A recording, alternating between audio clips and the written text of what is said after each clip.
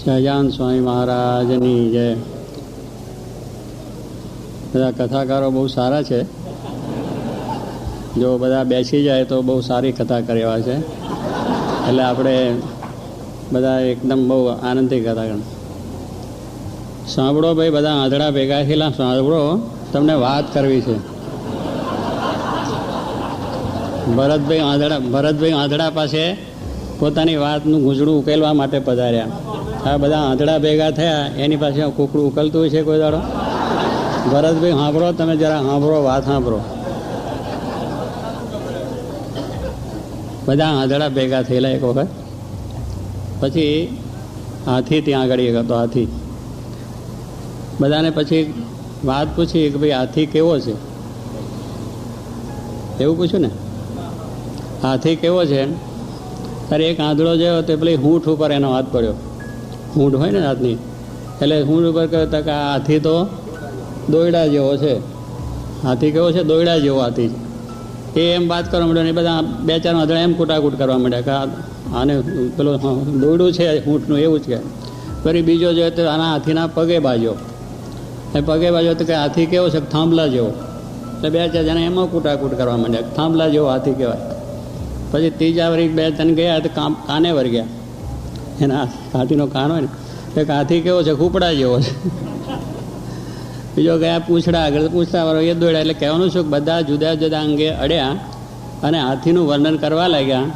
એવું આ બધાએ વર્ણન કર્યું ભેગા ભેગા. એટલે બધાને જુદું જુદું થયું ને. પેલાનો મત કે હાથી કેવો છે? હાથી કેવો છે આપણે બધા જાણીએ છીએ ને, એ બધા અંગે સંપૂર્ણ એને હાથી કહેવાય. પગ છે, હૂંઠ છે, કાન છે, આ બધી વસ્તુ થાય ત્યારે હાથી કહી શકાય. એમને હાથી ન કહેવાય. એક અંગ હાથમાં જાલીને કૂટાકૂટ કરીએ એટલે કંઈ આપણે મણકામ આવી ના જઈએ. મણકામ આવીએ નહીં, સમજ્યા? મણકામાં તો જોગી મહારાજ કહેતા કે 7 સમલ્યા થવું જોઈએ, સર્વાંગે સંપૂર્ણ થવું જોઈએ. કથા વાર્તા જોઈએ, નિયમ ધર્મ જોઈએ, સેવા પણ જોઈએ અને બધું જોઈએ. એમાં પેલા વળી પાછળથી આવ્યા પછી સેવાની વાત લઈને એમને કોકડું વધારે ગૂંચું. મેં કહેતું આ ગૂંચો આવ્યા છે પહેલેથી કહ્યું. એટલે કહેવાનું છું કેમ આપણે પણ એક અંગ લઈને બધા મંડીએ છીએ અને પ્રતિપાદન કરીએ છીએ. એટલે જેમાં જેનો અંગ હોય એની વિશેષતાની વાત કરે ને બીજાની વાતનો નિષેધ કરે. પેલો કાંઈ હુપડા જેવો હોય નહીં, પેલો કાંઈ થાંભલા જેવો હોય નહીં, પેલો કે શા જેવો. એટલે એવી રીતે જેમ આંધળાઓને કોઈ રસ્તો આવે નહીં કે કોઈ વસ્તુ, એટલે પોતાનું અંગ જાલીને વાત કરે એટલે એમાં કોઈ દિવસ આપણા અંગને વૃદ્ધિ પામે નહીં. અને શું કહે જોગી મહારાજ કહેતા બધા અંગ એટલે કથા વાર્તાનું અંગ પણ જોઈએ અને સેવાનું અંગ પણ જોઈએ, નિયમ ધર્મ પણ આપણે જોઈએ, બધા વસ્તુ આપણી અંદર જોઈએ. ત્યારે આપણે ખરેખર આ સાચા સત્સંગી કહેવાય, આદર્શ સત્સંગી કહેવાય, આદર્શ સંત કહેવાય. મોટા પુરુષો જે થયા છે એ બધાની અંદર તમે જુઓ કે શ્રીજી મહારાજ પણ સાક્ષાત ભગવાન છે, પણ એમને કથા વાર્તા હંમેશા પ્રાગજી પુરાણી કરતા. સેવાનું અંગ પણ પોતે કરતા, પથરા પણ ઉપાડ્યા છે. નિયમ ધર્મની દ્રઢતાની વાત પોતે પાડી છે અને બીજાને પડાયા છે. ભગતજી ગુણાત્યાન સ્વામીની વાતમાં જુઓ, પુરાણી રાખતા કથા વાર્તાનો અખંડ અખાડો, સાથે સેવાનો પણ અખાડો, ધર્મશાળાની સેવાઓ પણ કરાય છે. નિયમ ધર્મની વાતની પણ દ્રઢતા કરી. એટલે એમના અંગોની અંદર જુઓ, એના એક એક અંગને પકડીને ના વાત કરીએ. એમની અંદર બધા અંગ હતા. મહારાજની વિશે જુઓ, ગુણાત્યાન સ્વામી કહો, ભગતજી મહારાજ કહો, સાસી મહારાજ કહો, યોગીજી મહારાજ. આપણે એક એમને જે સમયે જે નિયમ ધર્મની વાત હોય તો નિયમ ધર્મનું પ્રતિપાદન કર્યું, કથા વાર્તા તો કથા વાર્તાનું કર્યું, સેવાનું અંગ હોય ત્યારે આગળ સેવા. હવે અત્યારે આપણે અહીંયા આગળ બધા બેઠા છે, પણ આ બપોરે ભૂખ લાગશે ક્યાં જશો? તો ત્યાં સેવા કરનાર હોય ત્યારે કહેવું પણ ઉઠ ભાઈ તું જરા સેવામાં ઊભો થા. એટલે એ બે પૂછડું પકડવાનું નહીં હોય.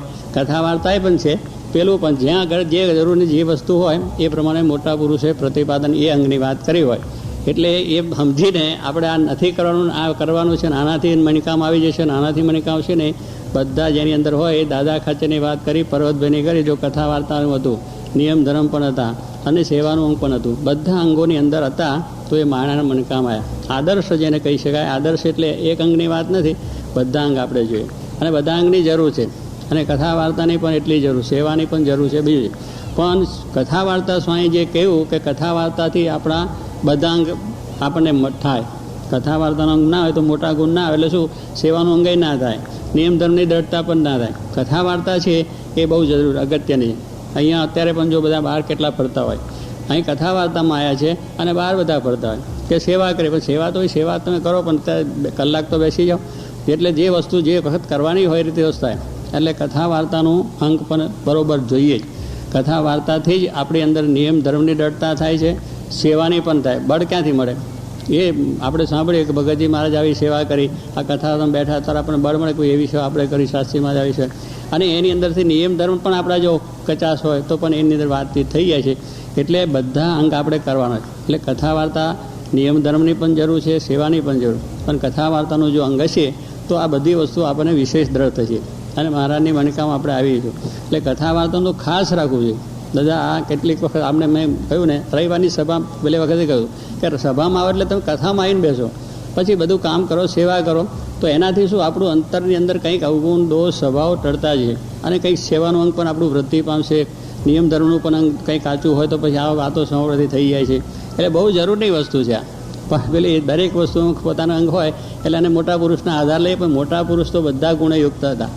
જેની વાત કરીએ છીએ એ બધા ગુણે હતા. યોગી મહારાજે આમ કર્યું છે, ભગતજી મહારાજે આમ કર્યું છે, મહારાજે આમ કર્યું, બધી વાત બરોબર છે, એમાં ના નથી, દરેકનું પ્રતિપાદન બરોબર છે. પણ ગૂંચાય આ બધા કયા ભરત ગૂંચાયો કે નીકળ્યો આવે? હે હા, તો અહીં આવ્યો, પહેલેથી આવ્યો તો ગૂંચાત નહીં ને. ત્યાં જ હા, હજુ કહીએ છીએ આમાં બેસી જાય ને કે ગૂંચાઈ જાય. હજુ તને ગૂંચવનારા બધા બહુ મળશે, હજુ મળશે અને ગૂંચવી નાખશે. એટલે કહેવાનું છું કે બધા આવા પાસે જઈને ગૂંચાઈ જાય અને ગૂંચીને પછી અહીંયા આવે તો આપણને ગૂંચવે. એટલે એવી વસ્તુ બને છે. એટલે મૂળ વસ્તુ છે કે સ્વામી કહે છે એક વાત લઈને પેલા છે ને, આપણે એક બીબડી હતી, એટલે બીબડીએ શું કહ્યું? ઉપરાની ઉપરા દો ઉભ્યા નહીં, દો આડિયા નહીં, બીચમાં ભમર જારી નહીં, હલ્યો પેલા એક પેલો શું કે એક પાયો હાથમાં લઈ, ખાટલાના 4 પાયો ને, એક પાયો લઈ અને પછી બીબડી મુસલમાન ભાઈ છે બજારમાં વેચવા નીકળી કે 2 ઉભ્યા નહીં, એટલે પેલા આમ આવે ને 2 આણો નહીં, અને વચમાં ભીમર જારી નહીં, એટલે પેલી વચમાં હોવાનું એ નહીં, અને લ્યો ખટિયા, એ ખટિયા થયા આખો. એમ અમારો બકુલ આવ્યો સેવાનું અંગ લઈને. પણ સેવાનું અંગ લઈને આવ્યો, તારો કંઈ સેવાનું કામ થશે? કથા વાર્તા સાંભળીશ તો સેવાનું થશે, એમાં જ્ઞાન હશે તો બે હશે, સમજો? એટલે અને જો સેવા હશે તો કથા વાર્તાનું પણ બળ મળશે. એટલે 2 વસ્તુ છે કે દરેક વસ્તુની વસ્તુ. એટલે પેલા એક લઈને આપણે ખટિયા લઈએ ને કરીએ નહીં થાય. કથા વાર્તાની વાત કરો, નિયમ ધર્મની પણ વાત કરો, સેવાની પણ વાત કરો, બધા અંગ આપણે કરો. દરેક વસ્તુની અંદર સંપૂર્ણ થવાનું. એક વસ્તુ પકડીને કશું થતું નથી. જે મહાન પુરુષો આપણા જે કહ્યા છે પરંપરા, એની અંદર આ બધી વસ્તુ હતી. કઈ વસ્તુ એમાં બાકી હતી? એટલે એક વસ્તુનું પ્રતિપાદન કરી અને પછી આપણે બધા એકબીજાના અવગુણ ગાવા માંડીએ, એકબીજાનું કયા તારું ખોટું છે, પેલો કે તારું ખોટું છે. ખોટું બધું નથી, બધું સાચું છે. અને બધી જ વસ્તુ આપણે દ્રઢ કરવાની. એટલે કથા વાર્તા આપણે બરોબર થાય અને એની અંદરથી આપણે નિયમ ધર્મની દ્રઢતા થાય એટલી જ જરૂર છે. એની વસ્તુની અંદર નિયમ ધર્મ પણ બરોબર છે કે નિયમ મારે એટલા માટે ધર્મ, જ્ઞાન, વૈરાગ ને ભક્તિ 4 અંગ વાત કરી કે ધર્મ પણ પહેલો દ્રઢ જોઈએ.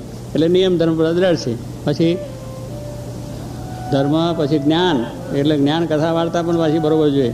વૈરાગ એટલે આ જગતમાં પાછું બધું મૂકી દેવું પડે, અને મૂકીએ તો ને જગતમાં પડ્યા ગૂંચવાડો થાય વધારે. એટલે કહેવાનું શું કે વૈરાગ એટલે કોઈ પ્રદાનમાં રાગ ના થાય, અને ભગવાનની ભક્તિ. 4 વસ્તુ જ્યારે દ્રઢ થાય ત્યારે એને એકાંતિક કહેવાય. 4 ગુણ એની અંદર એક જોઈએ. કોઈ કહે છે ધર્મ હોય એટલે એકાંતિક, ના, ધર્મ હોય તો એકાંતિક નહીં, જ્ઞાન હોય તો એકાંતિક નહીં, વૈરાગ હોય તો એકાંતિક નહીં, ભક્તિ નહીં. 4 અંગ દ્રઢ, ધર્મ, જ્ઞાન, વૈરાગ, ભક્તિ, એને 4 ગુણયુક્ત હોય એને નામ એકાંતિક કહેવાય. એવા એકાંતિકથી આપણે 4 ગુણો આપણામાં દ્રઢ થાય એને એકાંતિક ધર્મ કહેવાય. આ એકાંતિક ધર્મ પ્રવર્તક મહારાજ શ્રીજી મહારાજ કહે છે એકાંતિક ધર્મ પ્રવર્તક. એકાંતિક ધર્મ કયો? કે આ ધર્મ, જ્ઞાન, વૈરાગ ને ભક્તિ 4 અંગ આપણે સંપૂર્ણ કરવાના. અને એ 4 અંગ સંપૂર્ણ હોય તો એ બધો સંપૂર્ણ હાથી કહેવાયો. ન કે પેલો એક આંધળો જેમ પગને વર્ગી પડ્યો એવું બધું થઈ જાય. એટલે એવી વસ્તુ છે. માટે આપણે આ વસ્તુની અંદર બધા એક સારી બધી ચર્ચાઓ સારી કરી, આપણે વાંધો નથી, અને એવી ચર્ચા કરતા રહે. પણ એમાંથી એક અંગ પકડીને પાછા બીજે બધું એવો પ્રચાર ના કરે કે આની જ જરૂર છે, બીજી જરૂર નથી. એટલે કોઈ બધાનો નિષેધ નથી આને, કે કથા વાર્તાવાળા સેવાનો નિષેધ કરે, સેવાવાળા પેલા નિયમ ધર્મનો નિષેધ કરે. એ નિષેધની વાત નથી, બધા જોઈએ છે. બધા અંગ આપણે કરવાના છે. સેવા પણ એ કરવાની, સેવા વખતે સેવા, અને નિયમ આપણે પાડવાના છે તો પાડવાના છે, ગમે ત્યાં જઈએ તો પણ. અને ભક્તિ કથા વાર્તા એ પણ જોઈએ. એટલે કથા વાર્તાની અગત્યતા છે જ, અને એમાંથી જ આપણને આ બધું મળે છે, બધું બળ મળે છે, હિંમત મળે છે, જે થાય. એટલે કથા વાર્તામાં તો બેસવું જ બધાએ, એ ખાસ આપણે રાખવાની વસ્તુ છે. અને સેવા પણ આપણે કરવાની.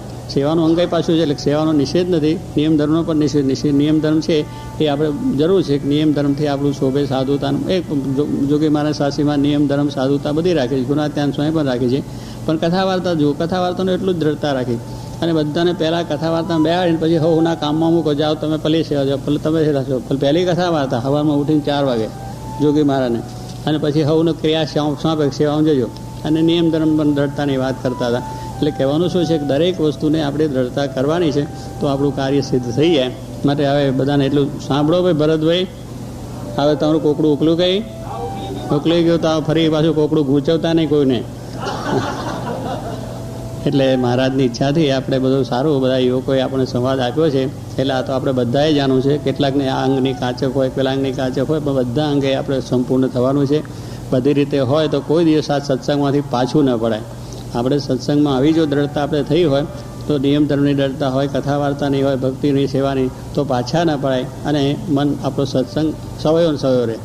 ભગતજી મહારાજને જો સત્સંગમાં કેટલું અપમાન થયું, કેટલી મુશ્કેલ આવી, પણ જો એમનું અંગ બરોબર સારી રીતે હતું, બધી રીતે સંપૂર્ણ કથા વાર્તા સેવા ભક્તિ મહિમા, તો બધાની અંદર એ સંપૂર્ણ તો કોઈ દાડો મન પાછું પડ્યું નહીં. એમ જ્યારે આપણે આવું અંગ બરોબર થશે, જ્ઞાનથી સમજણથી આપણે આત્મા છે એ આપણે દ્રઢ કરવાનું છે, અને એ પાયો આપણો બધો દ્રઢ થયો તો પછી આપણને કોઈ વાંધો આવવાનો નથી. એટલે આ બધી વસ્તુ કરી દ્રઢ કરી અને એવો સત્સંગ કરીએ અને એવા આદર્શ આપણે બનવાનું છે.